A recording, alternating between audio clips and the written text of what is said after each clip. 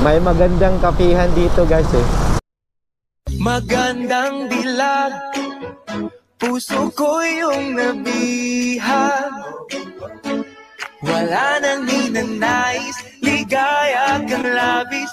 Oh, magandang dilag. Good morning everyone. Morning guys. Your OFW from Vietnam.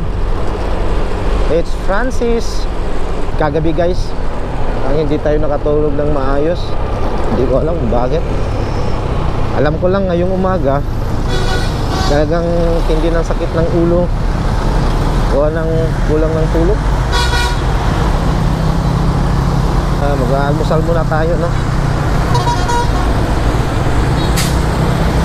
Pag ganitong oras makikita nyo talagang mga motorsiklo dito talagang kumpulan. Chill drive lang. Hanap tayo ng kakape muna tayo guys. Paggising ko kanina, diretso ligo, tapos bihis, tapos alis na agad. Dito na lang tayo magkakape, no? Marami naman ditong pwedeng pagkapihan. Dito may magandang kapihan. May magandang kapihan dito guys eh. Dito, subukan na natin magkape dito. Yan, dami oh. Daming tao. Kasi may magandang kapihan kasi dyan. Uy, puno.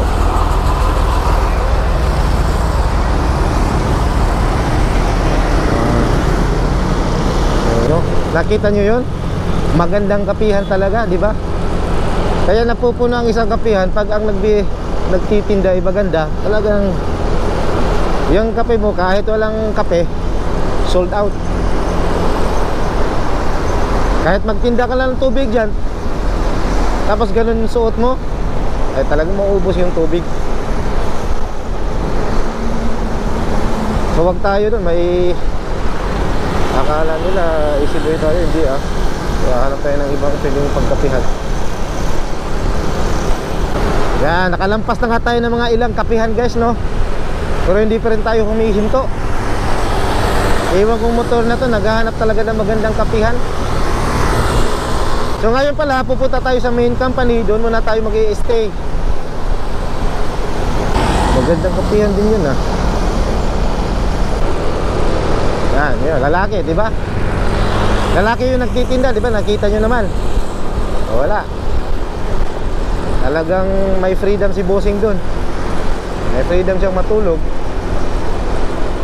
Eh, alam niyo naman itong mga lalaki, talagang pag nakakita ng maganda, talagang dudumugin dun. Hindi katulad natin, di ba? Wala, chill lang ba? Hindi natin tinitingnan yung itsura.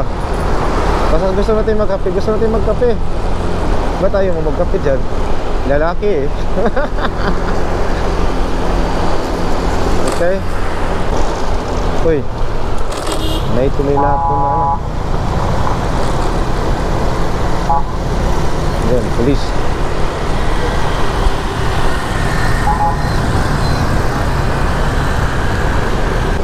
Yan. May nakita din akong magandang kapihan dito guys, oh. Magandang kape, gusto kong magkape.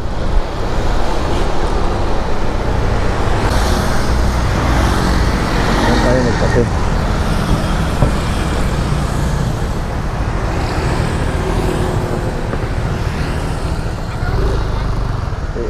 You have coffee so now? Không có coffee soda. Okay. Yeah. I can park here. Park. Is it okay? Di ba? Yung mga titinda ng mga kape dito ang gaganda. Kaya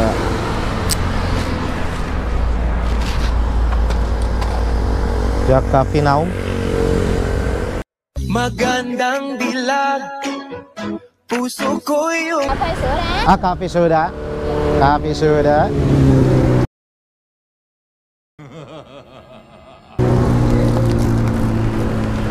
I can sit here.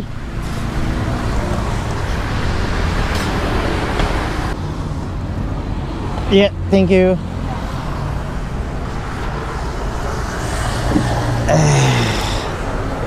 So, tinginan sila, no? Tinginan sila kung ano yung gagawa natin.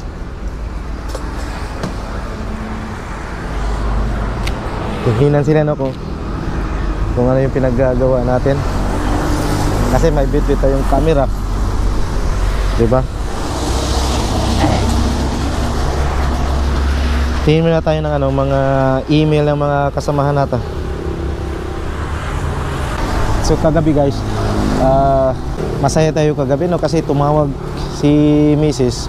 Kasi yung anak kong panganay, honor student, diba? Yun yung pangarap ng mga magulang. Gagraduate siya ngayong ano, katapusan high school. Proud tatay.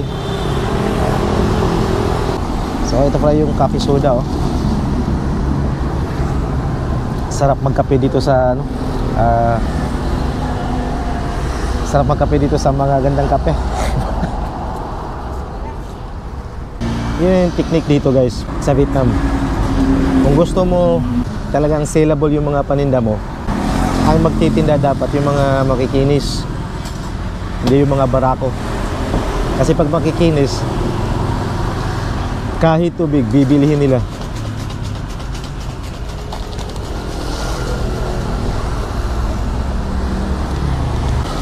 Lahat ng mga bumili dito talagang papakyut eh.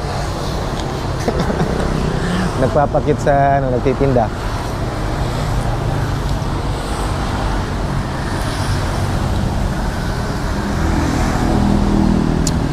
Yan ang mga tinatawag ng mga magandang kape.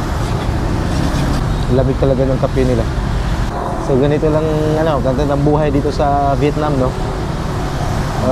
Kasi sa sobrang dami ng kapehan dito, ang dami mong choices na pwedeng pagkapihan, diba? Karamihan sa kanila hindi na nagluluto sa bahay kasi mura nga ang bilihin dito sa labas ng mga pagkain.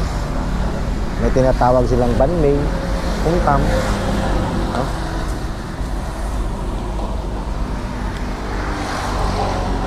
So naubos na yung kape ko.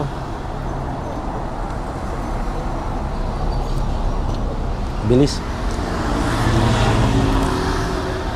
So may patupig pa si madam, no? Kaya ano pa nga ba, cold water din. Hindi tayo nag-almusal, tapos malamig na tubig. Resulta nito, bukas absent. Boss, alam mo na ha. Hi, how much? Bao nyo ting? Bao nyo ting?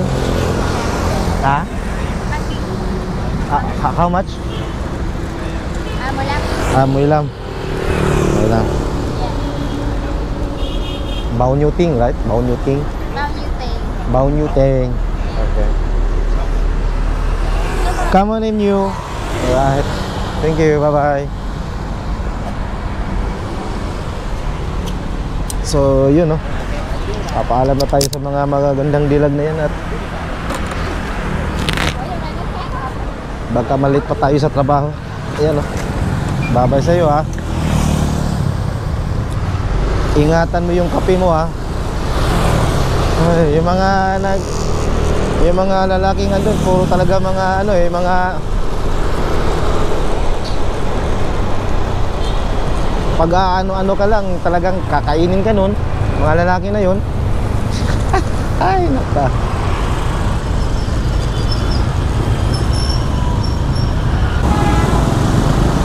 Yan. So, on the way na tayo sa trabaho, guys. Ito. Ibang route pala dinaanan ko. Kasi nga, bahala ko nga magkape dyan. Kasi maraming kapihan dyan eh. Marami kang pwedeng pagpipili ang magagandang kape dyan. Doon naman sa kabila, meron mangilan-ngilan. Eh, yun sa kabila talaga, pang ano lang talaga yun eh, pang mga socialite. Dalawang daanan dito. Pwede mong pagkapihan. Gusto mong socialite, doon ka sa kabila. Gusto mo naman mga chill-chill, yung tanawin, may mga magagandang tanawin talaga, dito ka. So, dito karamihan ng mga motorkistang lalaki, dito talaga dumadaan, nadaan. Ano to straight route lang to. A few moments later. So ayan na nga guys, no. Tapos na naman ang 8 oras na trabaho. So pauwi na tayo. Grabe ang temperature sa Maynila ngayon, ano. Umabot to ng 51 degrees. Grabe ang init. Pati rin dito lahat ng AC namin nag-trip lahat. Ayan na naman yung ko, yung motor ko, nawawala na naman ng lakas. Pati yung AC nag-trip sa sobrang init, hindi kinaya. So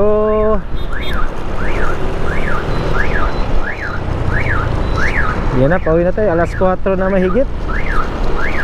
Alas 4 na tayo. Alas 4:20 na tayo umalis ng ng company.